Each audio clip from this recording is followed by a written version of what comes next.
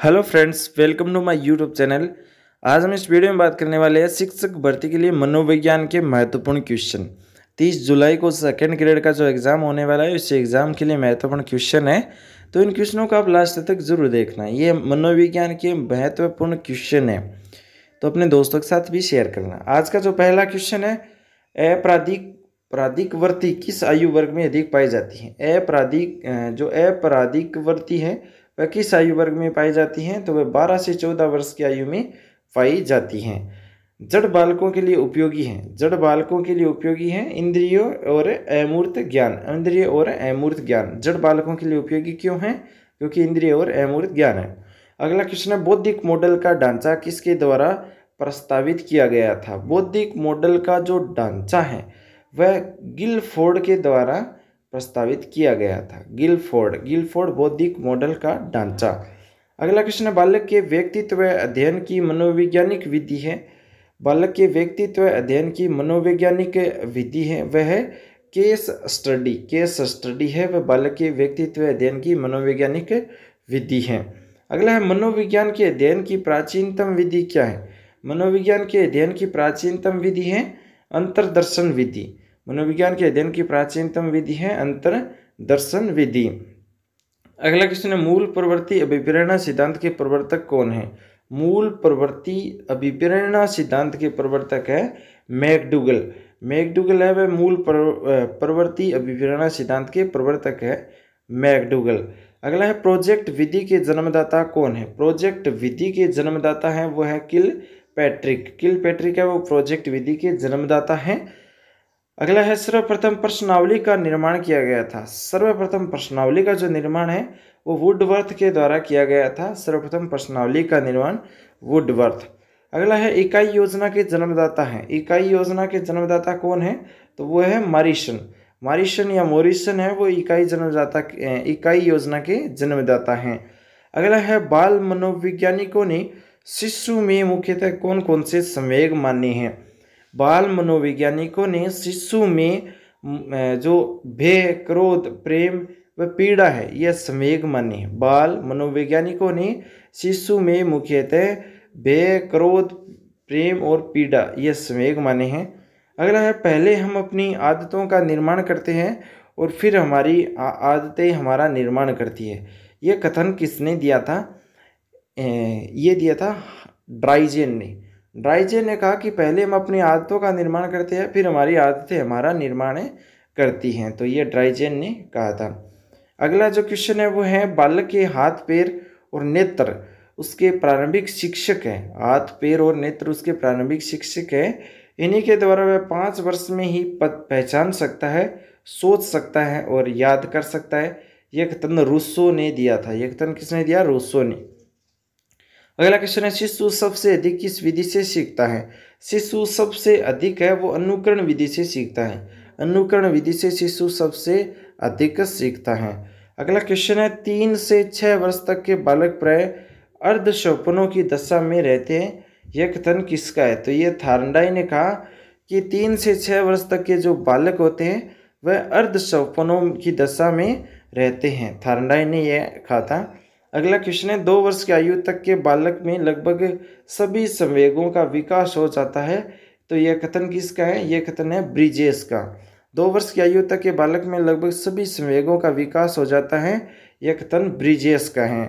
अगला क्वेश्चन है, 6 से 9 वर्ष तक के समय को कौन सा काल कहते हैं? 6 से 9 वर्ष तक के समय को संचय काल कहते हैं। 6 से 9 वर्ष तक के जो समय काल है वह संचय काल कहलाता है। 10 से 12 वर्ष तक के समय को कौन सा काल कहते हैं? 10 से 12 तक होता है जो 6 से 9 होता है वह तो होता है संचय काल, और 10 से 12 होता है वह होता है परिपाक काल बोला जाता है। अगला क्वेश्चन है, पूर्व बाल्यावस्था होती है। पूर्व बाल्यावस्था 6 से 9 वर्ष तक होती है। पूर्व बाल्यावस्था क्या है? बाल्यावस्था 10 से 12 वर्ष तक होती है। बाल्यावस्था बालक अपने को अति विशाल संसार में पाता है, उसके बारे में वह जल्दी से जानकारी प्राप्त करना चाहता है। तो ये कथन कहा था स्टेग्ड ने कहा कि बालक अपने को अति विशाल संसार में पाता है, उसके बारे में जल्दी से जानकारी प्राप्त है वो करना चाहता है। अगला क्वेश्चन है, सामूहिक खेल और शारीरिक व्यायाम प्राथमिक विद्यालय के अभिन्न अंग होते हैं। यह कथन किसने दिया था? सामूहिक खेल और शारीरिक व्यायाम, सामूहिक खेल और शारीरिक व्यायाम है वो प्राथमिक विद्यालय के अभिन्न अंग होते हैं। तो यह कथन कोलेस्ट्रिक ने दिया था, कोलेस्ट्रिक ने दिया था। अगला जो क्वेश्चन है, बाल्य अवस्था संवेगात्मक विकास की एक अनोखी अवस्था है। बाल्य अवस्था है वो संवेगात्मक विकास की एक अनोखी व्यवस्था है। यह कथन कोल एवं ब्रूस ने कहा कि बाल्यावस्था संवेगात्मक विकास की एक अनोखी अवस्था होती है। अगला क्वेश्चन है, बाल्य अवस्था में बालक व्यक्तित्व हो जाता है, बालक व्यक्तित्व हो जाता है बाल्य अवस्था में, तो वह बहिर्मुखी हो जाता है। अगला जो क्वेश्चन है वह बाल्य अवस्था में रुचियां निरंतर परिवर्तित होती है, बदलती रहती है। बाल्य अवस्था में रुचि है वो बदलती रहती है, परिवर्तित होती रहती है।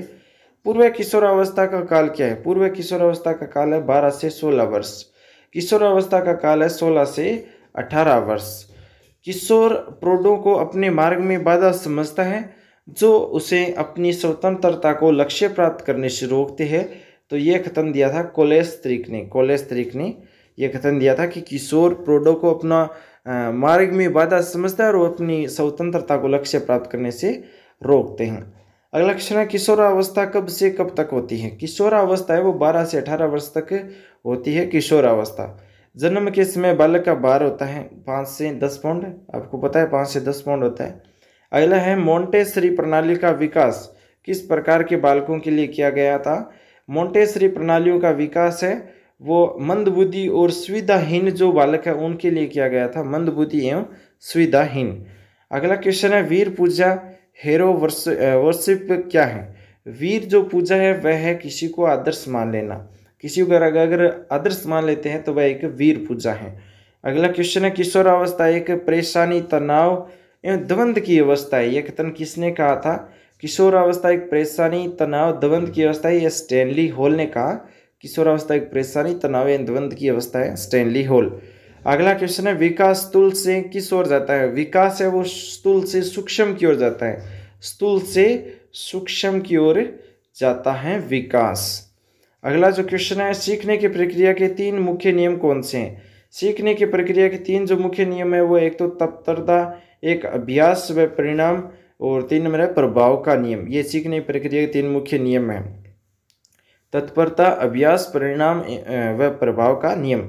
अगला जो क्वेश्चन है वो है, सीखने की प्रक्रिया के गौण नियम कितने हैं? सीखने की प्रक्रिया के गौण नियम 5 है। सीखने की प्रक्रिया के गौण नियम 5 हैं।